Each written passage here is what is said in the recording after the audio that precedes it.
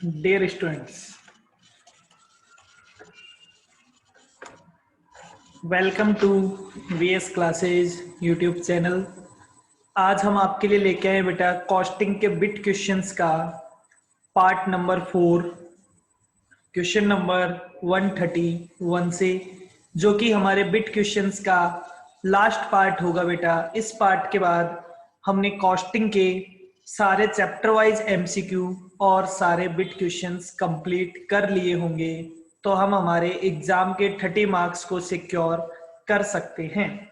चलिए, विच of the following is a long term budget? कौन सा बजट है जो लॉन्ग टर्म के लिए? मास्टर बजट बेटा 1 साल के लिए होता है। फ्लेक्सिबल बजट किन्हीं 2 एक्टिविटी लेवल के लिए होता है। कैश बजट कैश, लेकिन कैपिटल बजट बेटा, कैपिटल हमेशा होती किसके लिए है? लॉन्ग टर्म के लिए। तो that is a capital budget. Capital budget is a long term budget. Clear? तो आंसर हो जाएगा D. Question number 132, material become key factor. बेटा मेटेरियल की फैक्टर बन जाएगा, मतलब मेटेरियल इंपॉर्टेंट फैक्टर हो जाएगा। कब? सारे डिसीजन मेटेरियल को ध्यान में रख के लेने पड़ेंगे। अगर मेटेरियल क्या हो? लिमिटेड हो। अब लिमिटेड कब होगा? Quota restriction exist. बेटा कोटा दिया गया, आपको इतना ही मटेरियल मिलेगा तो मटेरियल लिमिटेड है। बाकी के देख, इनसफिशिएंट एडवर्टीजमेंट, उससे मटेरियल पे कोई फर्क नहीं पड़ता। डिमांड लो हो, उससे मटेरियल पे कोई फर्क नहीं पड़ता। No problem with supply of material, तो कोई फर्क पड़ता ही नहीं है। तो answer is A, where quota restriction exist. Question number 133, the difference between fixed cost and variable cost assumes significant in the preparation of बेटा flexible budget। flexible budget क्या बनाया जाता है? 2 डिफरेंट एक्टिविटी लेवल के लिए बनाया जाता है। तो जब एक लेवल से दूसरे लेवल की कॉस्ट निकालते हैं तो कौन सी कॉस्ट फिक्स कॉस्ट है, कौन सी कॉस्ट वेरिएबल कॉस्ट है, ये पता लगाना बहुत जरूरी होता है। तो answer is B, flexible budget. Question number 134, the budget that is prepared first of all is. जो बजट सबसे पहले बनाया जाएगा, मास्टर बजट सबसे लास्ट में बनता है।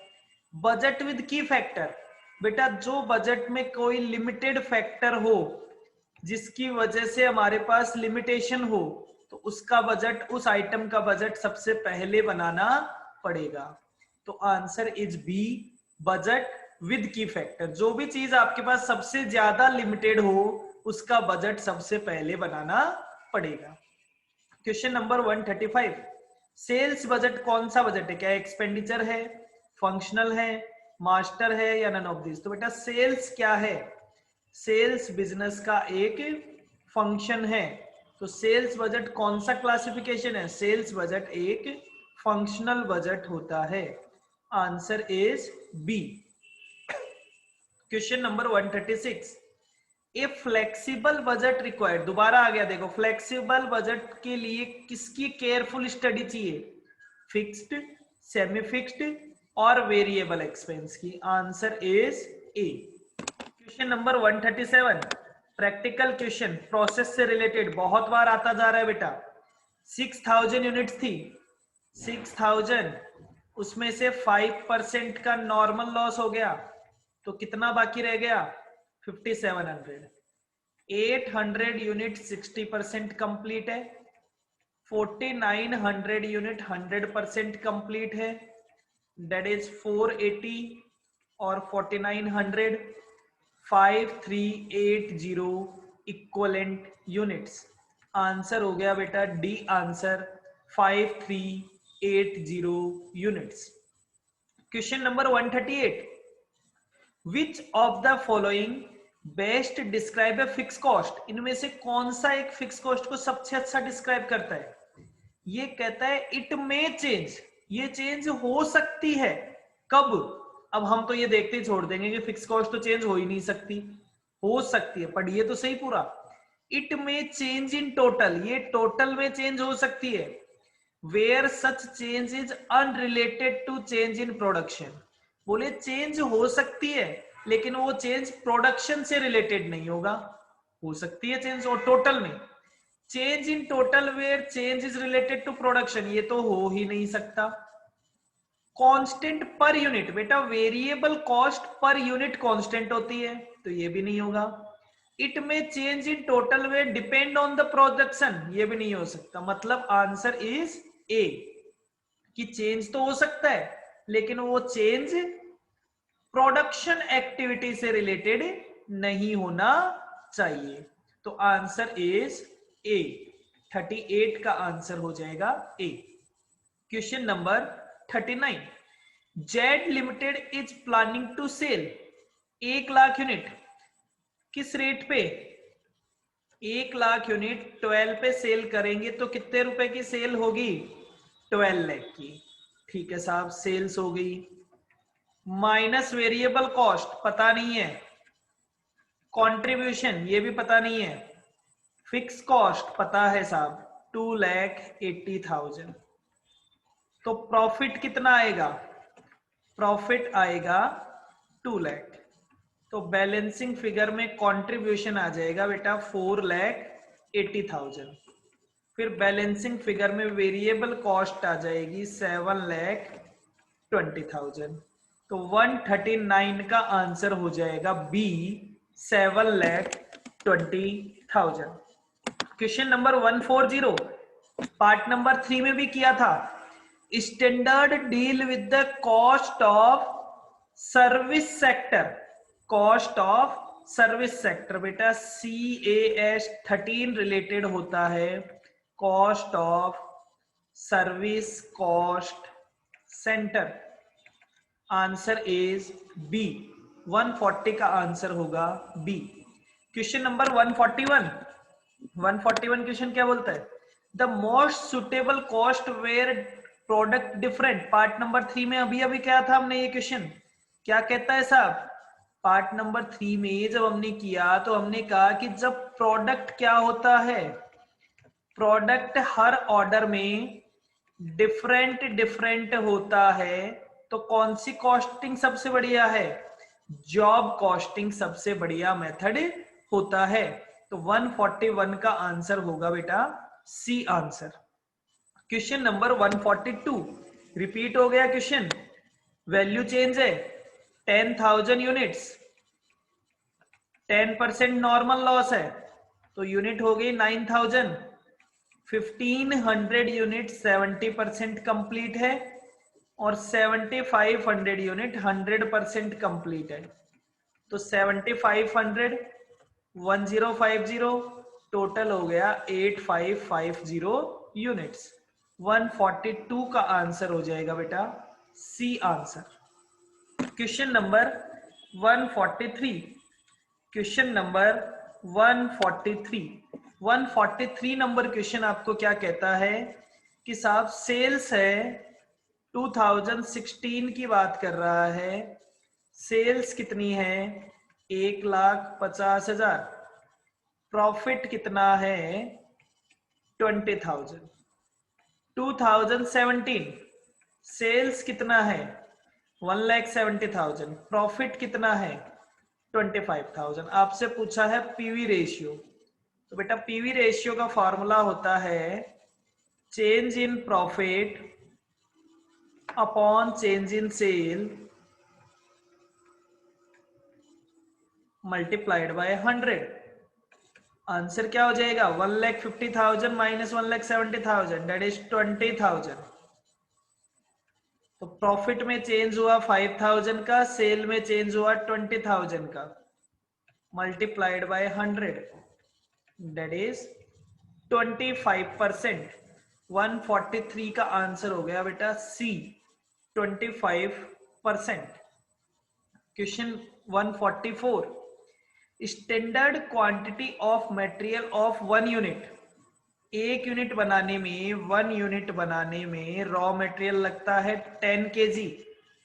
तो ये कहता है अगर आउटपुट 600 यूनिट हो तो इनपुट की स्टैंडर्ड इनपुट कितना होगा, तो 600 मल्टीप्लाइड बाय 10, 6000 kg, तो 144 का आंसर हो जाएगा बेटा B answer. Question number 145 number question आपको क्या बोलता है, which of the following budget is a long term budget. Repeat हो गया बेटा, capital budget is a long term budget.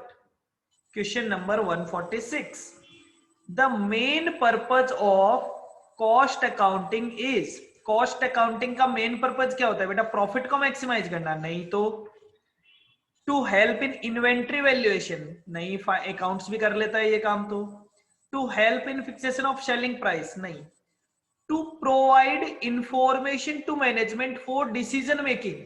ये जो सारे डिसीजन मेकिंग है उसको किस लिए क्या काम आता है बेटा, कॉस्ट अकाउंटिंग काम आता है, जो मैनेजमेंट या स्ट्रेटेजिक लेवल पे डिसीजन लेने में काम आता है।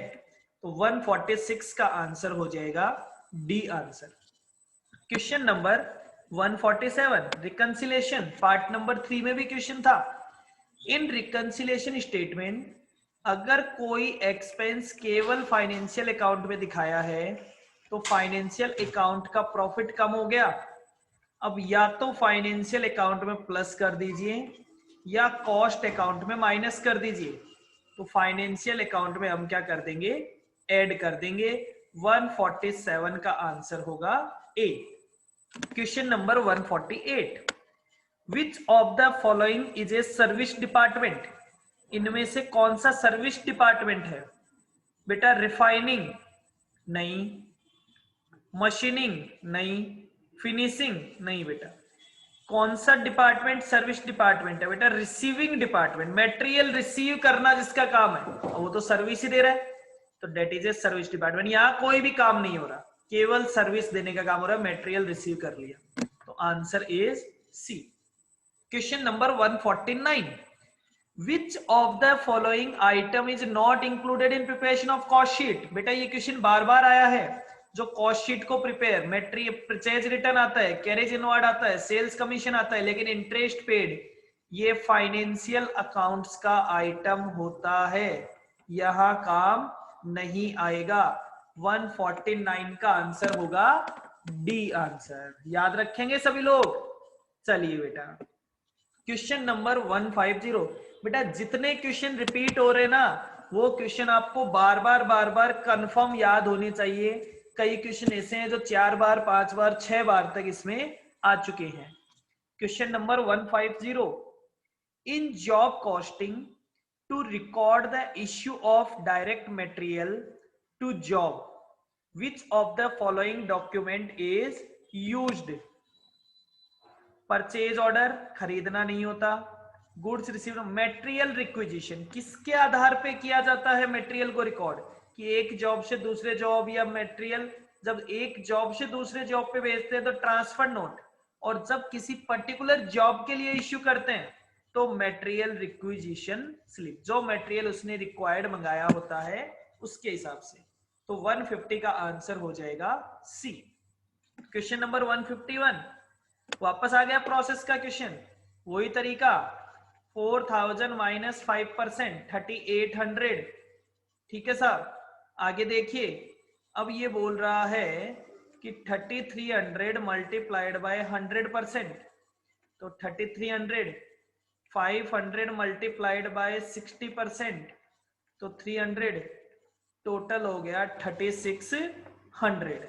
151 का आंसर हो जाएगा बेटा B option 3600।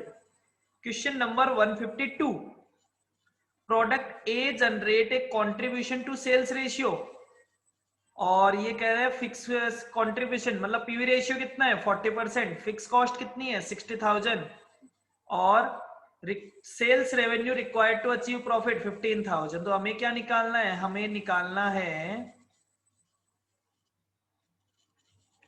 Desired sales. Desired sales का फॉर्मूला क्या है, 60,000 plus 15,000 divided by PV ratio, तो ये हो गया 187,500। Answer is C. Question number 153. During a period, 13,600 labor hours were worked at a standard rate of rupees 8. Labour efficiency variance, बेटा labour efficiency variance का formula क्या होता है? Standard hours minus actual hours multiplied by standard rate. ये कह रहा है efficiency variance adverse था, मतलब माइनस था. स्टैंडर्ड आवर्स पता नहीं है, एक्चुअल आवर्स पता है 13,600, स्टैंडर्ड रेट है 8 रुपए. तो बेटा स्टैंडर्ड आवर्स कितने होंगे? स्टैंडर्ड आवर्स होंगे 13,600 minus 8800 divided by 8. 13,600 minus 1100, 12,500 hours. तो 153 का आंसर हो जाएगा बेटा B answer. Question number 154. Cash budget. Question number 154 आपको क्या कहता है कि cash budget of ABC limited forecasts of a short term surplus. ठीक है साहब. Which of the following would be appropriate action to take in such situation. Cash budget कह रहा है कि आपके पास शॉर्ट टर्म सरप्लस है पैसे का, एक बार थोड़े दिन के लिए आपके पास पैसा पड़ा है, तो आप क्या करेंगे? ये कह रहा है purchased of new fix asset, नई फिक्स असेट खरीद लेंगे. नहीं बेटा, ये तो फिर पैसा पैक हो जाएगा. लॉन्ग टर्म लोन का रिपेमेंट कर देंगे. नहीं.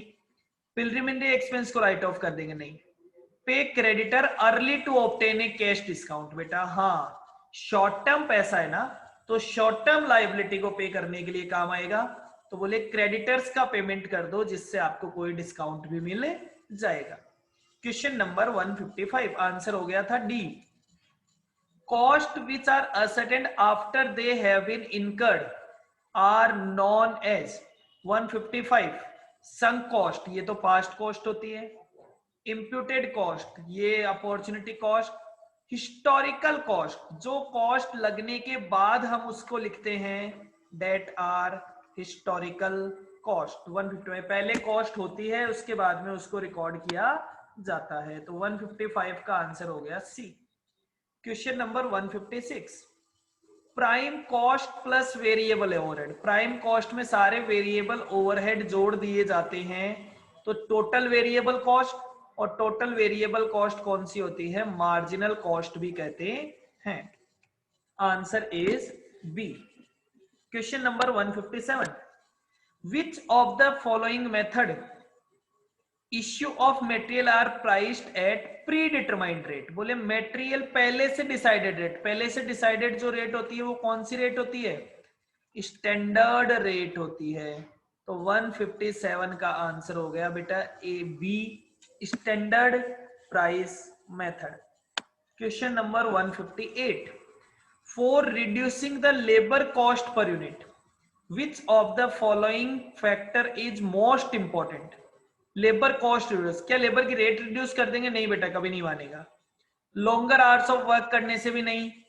हायर इनपुट आउटपुट रेशियो, अगर इनपुट आउटपुट रेशियो जितना ज्यादा होगा बेटा, प्रोडक्शन जितना ज्यादा होगा, प्रोडक्टिविटी जितनी ज्यादा होगी, उतना ही लेबर कॉस्ट पर यूनिट कम आएगा. Answer is C. Answer is C. Question number 159. ये कह रहा है maximum possible productive capacity of a plant when no operating time is lost. ये कह रहे हैं कि भाई मैक्सिमम प्रोडक्टिव कैपेसिटी जब कोई भी ऑपरेटिंग टाइम लॉस्ट ना हो. बेटा ये तो थ्योरेटिकल कैपेसिटी, क्योंकि नॉर्मल में तो हम क्या कहते हैं कि जितनी आपकी इंस्टॉल्ड कैपेसिटी होगी उसमें से कुछ लॉस तो होगा.